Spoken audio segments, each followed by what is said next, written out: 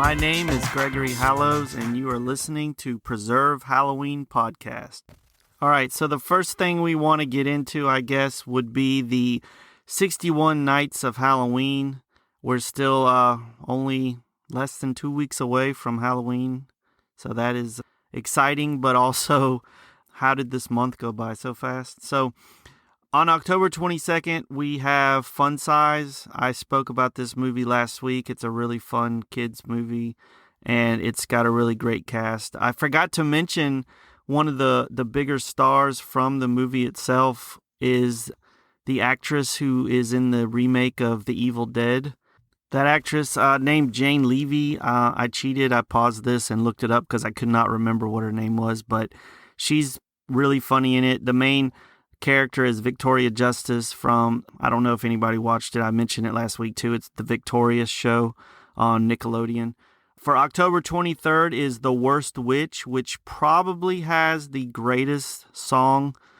I know this is going to upset a lot of Rocky Horror fans, but Tim Curry's song in The Worst Witch is just absolutely amazing.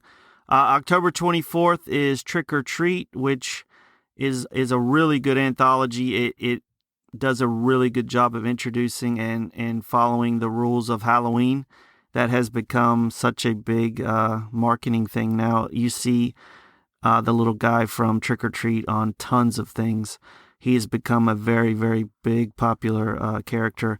October 25th is the WNUF Halloween special. If you haven't seen that, it is up on Shudder now.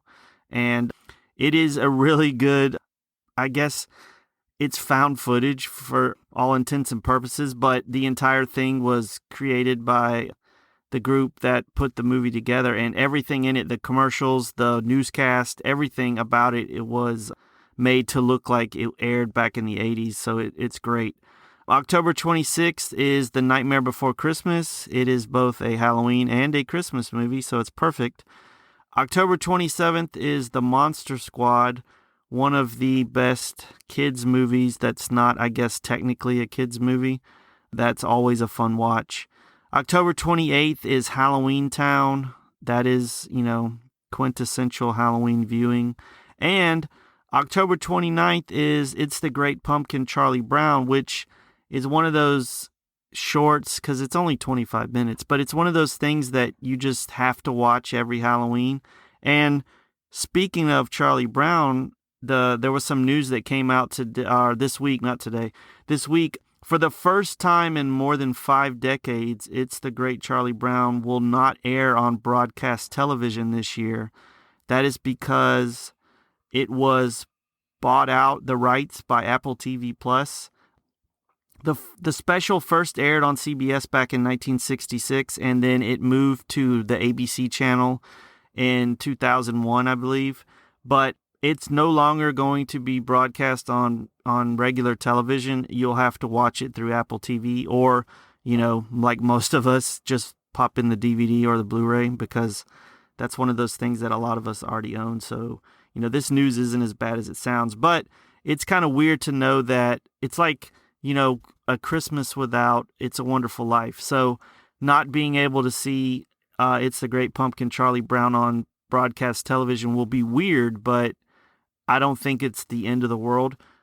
On that Apple TV Plus, you can watch the Charlie Brown special for free from October 30th until November 1st without a subscription. So I guess that's kind of a silver lining. But I will probably just pop in our DVD that we own and watch it whenever we feel like it. So I do want to thank everybody for the Halloween music emails I've been getting. I've been getting a lot of suggestions for things that I haven't listened to or heard of, or it's really good always to get music recommendations, especially things that you are new. So that's great. The other bit of news, next week we will be interviewing Sarah Frey, who is the head of Frey Farms and also the Pumpkin Queen of America.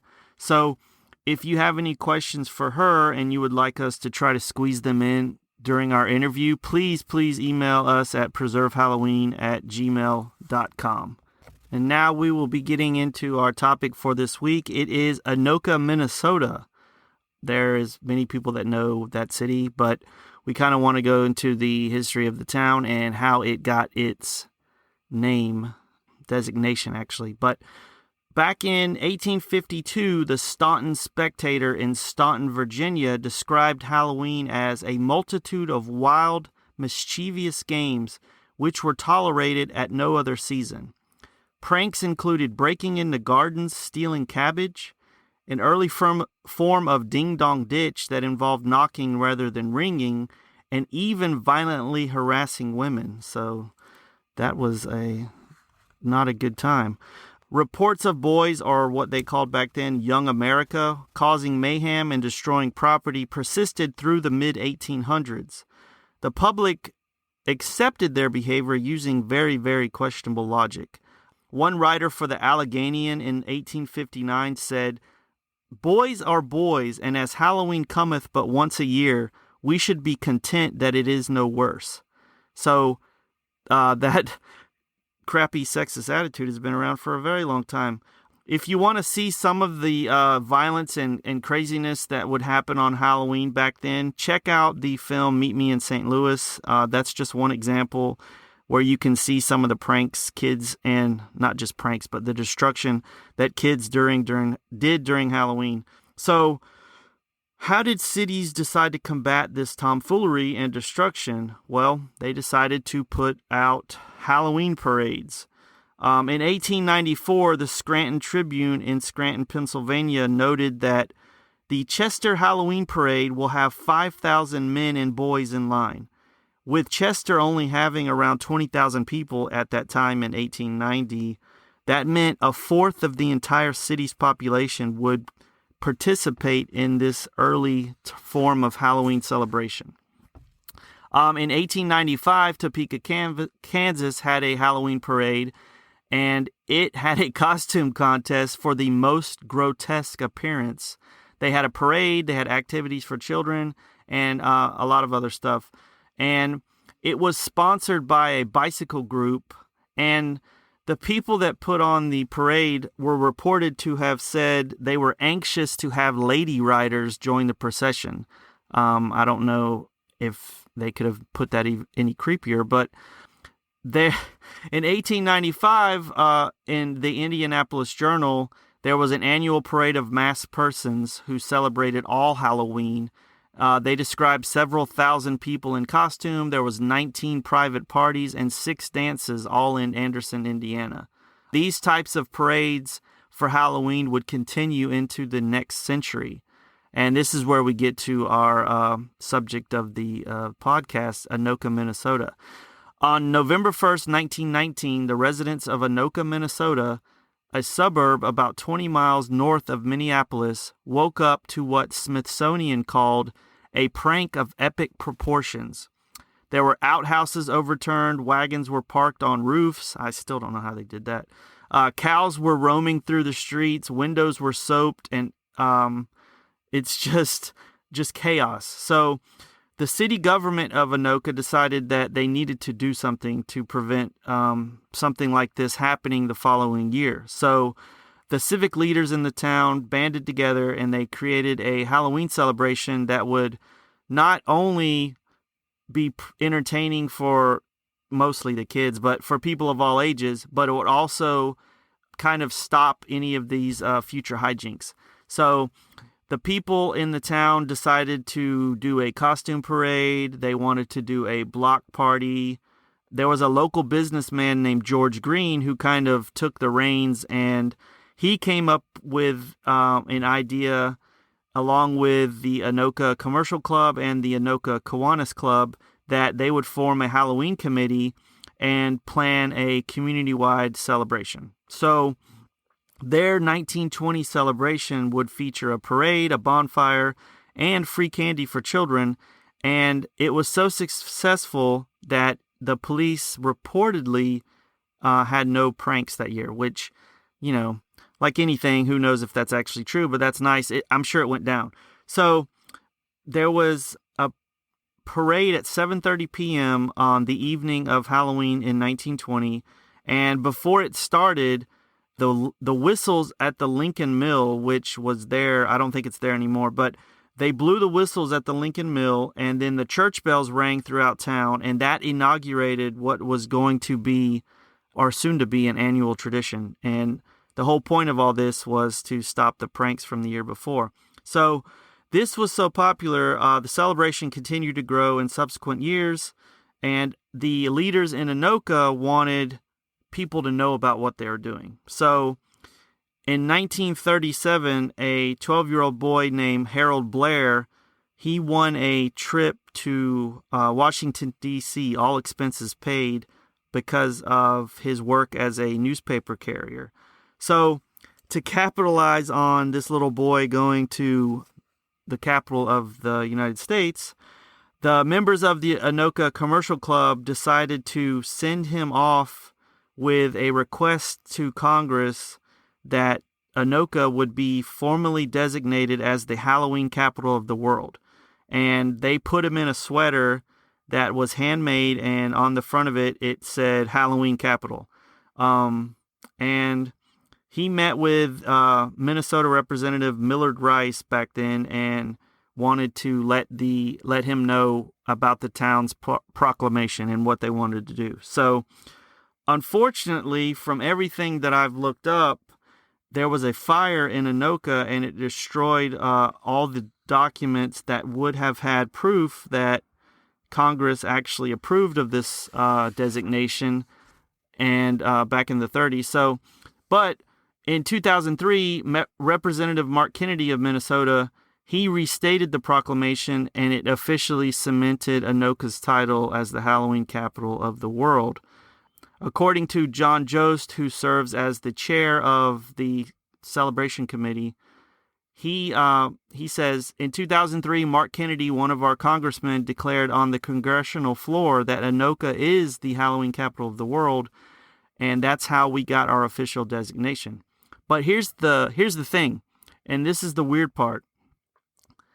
Also, from the things that I looked up, there is not a single mention of Anoka and their Halloween celebration in any newspaper records that the Library of Congress holds.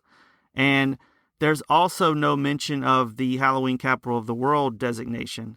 But because, basically Anoka self-proclaimed themselves the Halloween capital of the world, they are constantly written about in, all kinds of news articles and stories, especially during Halloween.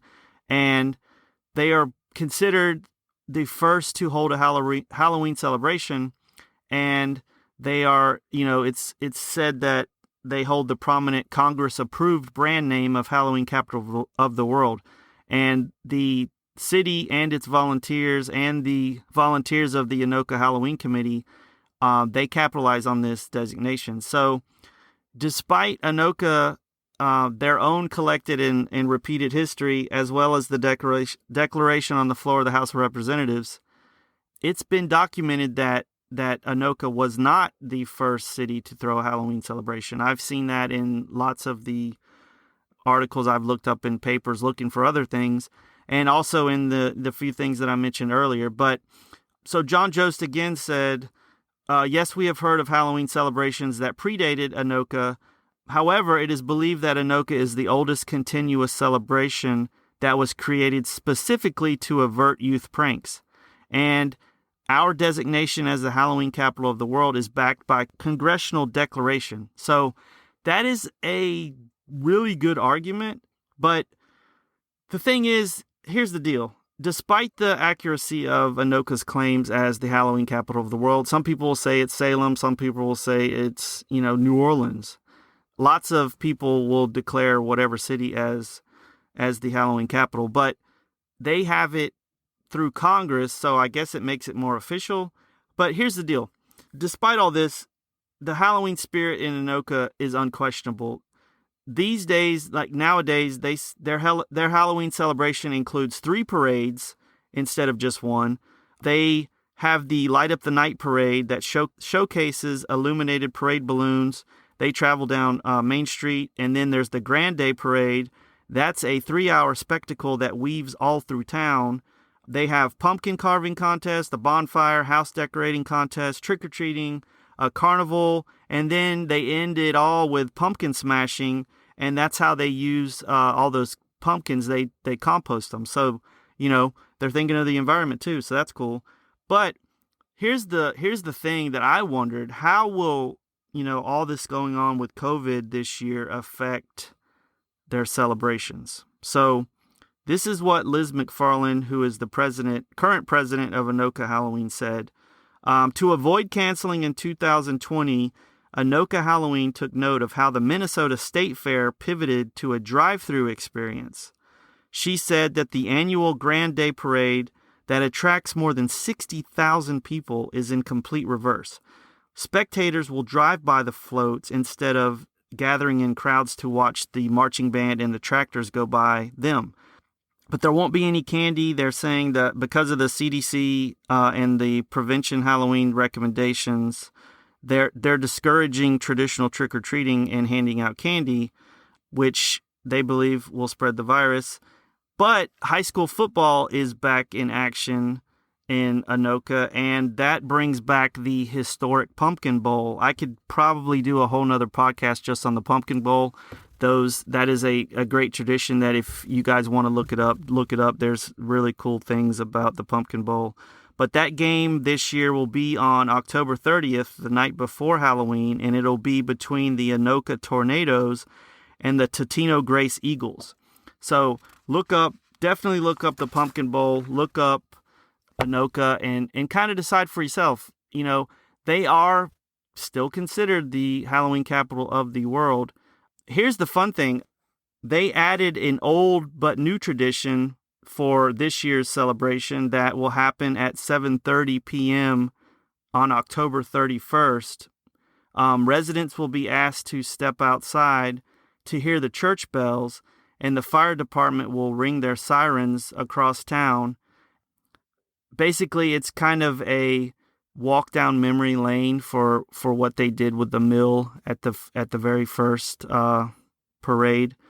And the other cool thing is, to commemorate this being the 100th anniversary of Anoka's beginning parade's history, there will be a book, or there is a book put out. I actually just ordered it, that has been being worked on since 2016 by the Anoka Halloween Committee. They released a book that has 160 pages full of stories, photos, and information that will be shared by the community and the Anoka County Historical Society. John Jost was the chairman of that. He is the Centennial Committee chairman. I've actually spoken through email with him. Is a very, very nice guy, and he'll answer pretty much anything you ask him. He really loves Anoka. You can tell just by reading what he writes. So he says, Miss McFarland again is quoted as saying, "That's our shining star and walk down memory lane," she said of the book that was created. "Many things have changed over the years, and especially this year, but this book is a piece of lasting history." And that's the reason why I wanted to order it, because I love history, and doing this society gives me a chance to look up things that I either don't know about or don't know enough about. So I'm a huge history buff. And I want to read an excerpt from the book that is out right now on the AnokaHalloween.com is where you can order it. I'll put a link with this podcast so you can look it up. I recommend, if you're interested, to order it. It sounds like a wonderful book. I can't wait to see the pictures. I know it's full of pictures. I've seen some of the stuff they've sent me before and kind of mentioned the book was going to happen. I requested some information from the people in Anoka, and they've been more than gracious with helping me researching their town. And, I don't want to disparage I don't want people to think that I'm trying to prove that they aren't right. I'm just trying to put out all the facts that I can. But anyway, here is an excerpt from the book itself, and it's a wonderful sentiment. I love, reading people's opinions about their hometowns, and it's really cool that this town exists. And, Anoka Halloween isn't a holiday, it's a lifestyle, said Karen George, who was born and raised in Anoka. She is a former princess in the Miss Anoka candidate program, and she is currently the executive director at QCTV Community Television in Anoka. She said, "It's that culture. Wherever you plug yourself into a community, you're carrying it for a period of time. Somebody's going to come behind you and somebody's gone on before you. It's what I love about community work and community involvement. Anoka Halloween has sustained itself and been relevant to our community because we have remained true to our traditions and to being family focused. Meaning it's about the children. It's about this magical holiday where you can dress up and be someone or something different for a day or a week or a month, in the case of Anoka. What I love about the Anoka traditions is we've never lost sight that this is a chance to keep children occupied in a positive way. Let's not tip over the outhouses and let the cows out. We can have some shenanigans and fun, but let's not be detrimental to our own town. And when you look at the month-long activities that this has moved into, it's a kids' preschool costume contest, it's candy, it's a coloring contest, it's pumpkin carving, it's pumpkin way off, it's a light up the night parade where the lights drop down Main Street and you hear the oohs and ahs of young and old alike. It is orange tie ball and raising money for the scholarships that go to our ambassadors, to our youth citizenship honorees that have been going on for decades, to walking out onto the field on a very cold night in October at Pumpkin Bowl and having a moment in the sun seeing all those orange jackets of the people dedicated to this festival in this community. That's what it is. And so when you morph to what's going on here at the History Center, you are touchstone to 1919, when there were news articles and stories that people told about how bad the shenanigans got. When I came on as president in 2008, I came here and I looked through those files. I wanted to touch the past to understand why we're doing this 100 years later. So that is directly from a resident of Anoka, someone who has stayed local to her roots and has stayed in the town for her whole life, and she still remains there to this day. And I suggest that if you get a chance to visit the town yourself and see what it's all about, and, you know, there are many articles online talking about what you should see and what you should do. I mean, of course, the best time to go, from what I've read, would be during October, but the town celebrates Halloween all year round. It just amps up tremendously in October. So I really enjoyed looking up this town. I will continue to look up information about Anoka, and I plan on hopefully being able to see it myself with my own two eyes very, very soon, as soon as travel becomes available once again. So what do you think of Anoka's claim as Halloween capital of the world? Do you think the designation even matters, or is it a great thing for their community to be proud of? They've taken the name and they've ran with it, and they've done a tremendous job for 100 years. You have to at least give them that. We want to end this podcast with one of our favorite Halloween songs. We mentioned it last week. It is the Hush, Hush, Hush, Here Comes the Bogeyman. And we thank you all again for listening, and remember to preserve Halloween.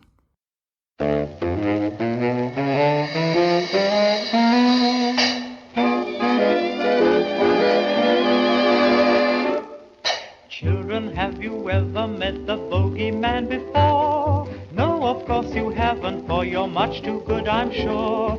Don't you be afraid of him if he should visit you. He's a great big coward, so I'll tell you what to do. Hush, hush, hush, here comes the bogeyman. Don't let him come too close to you, he'll catch you if he can. Just pretend that you're a crocodile, and you will find that bogeyman will run away a mile. Say shoo shoo and stick him with a pin. Bogeyman will very nearly jump out of his skin. Say buzz buzz, just like the wasp that stings. Bogeyman will think you are an elephant with wings. Hush, hush, hush, here comes the bogeyman. Tell him you've got soldiers in your bed, for he will never guess that they are only made of lead.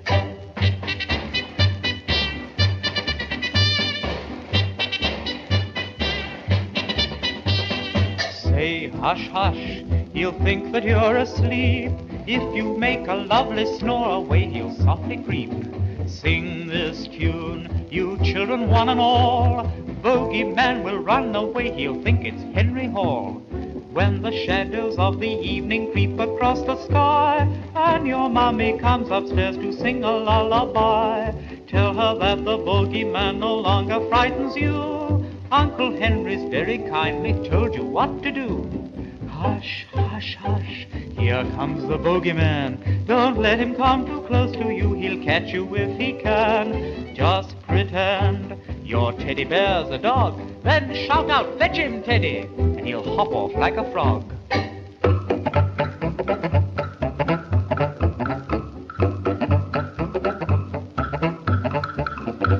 Say meow, pretend that you're a cat. He'll think you may scratch and that will make him fall down flat. Just pretend he isn't really there. You will find that bogeyman will finish in thin air.